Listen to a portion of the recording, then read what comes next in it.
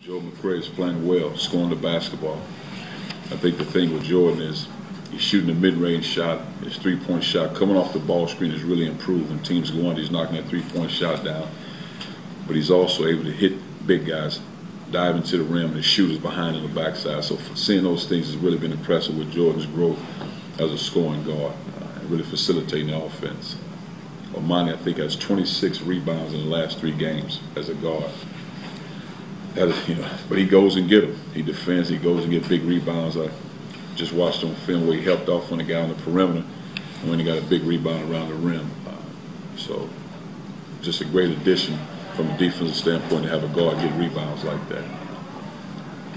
I just think the guys are really competing and making progress every day. So it'll be fun to get out on the court tomorrow night against a very talented team and a great atmosphere.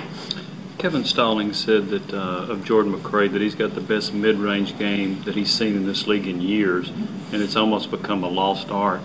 Why do you think McRae has such a good mid-range game, and why do you think it's become a lost art? Well, I think the lost art part is everything is dunks and three-point shots late. When you watch guys, even you see guys warm up, they're around the rim, whether it's not necessarily dunks, floaters, and all that around the rim, then it's three-point shots.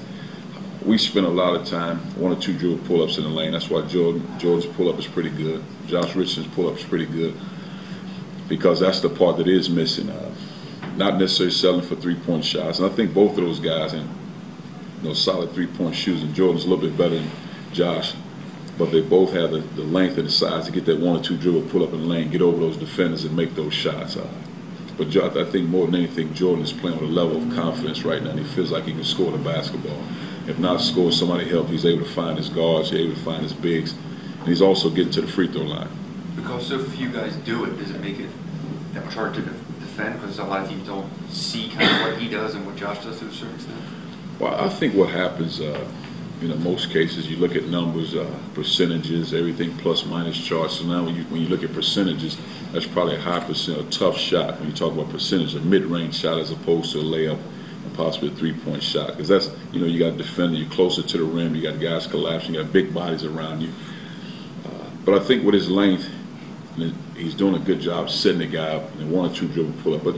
But he spends the time with it, and that's why he sees the results. Coaches, how much importance would you put on him, just his maturity, just growing up to what he's doing this year? I mean, he's been a guy that can score 20+ in a game, and then he'd disappear for a week, or like the other day he had hit 2 points at halftime. If that was the case before, I mean, he might have.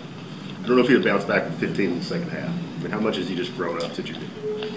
Well, I just think, as a coach, as a team, your family, there's certain things you say to a guy, there's certain things you have, how you react to a guy. You get a guy to play at a certain level.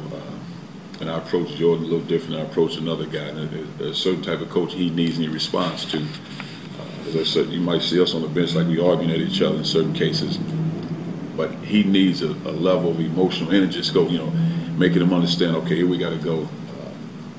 But he responds to that because he has a big heart.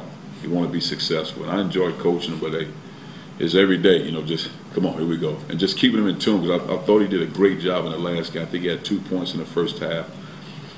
And he's one of those guys, he got to have that ball, he got to feel it, got to get some shots up, whether they're going or not. And I thought, Alabama did a good job of taking the ball in his hand, forcing him to make plays, and they play in the zone.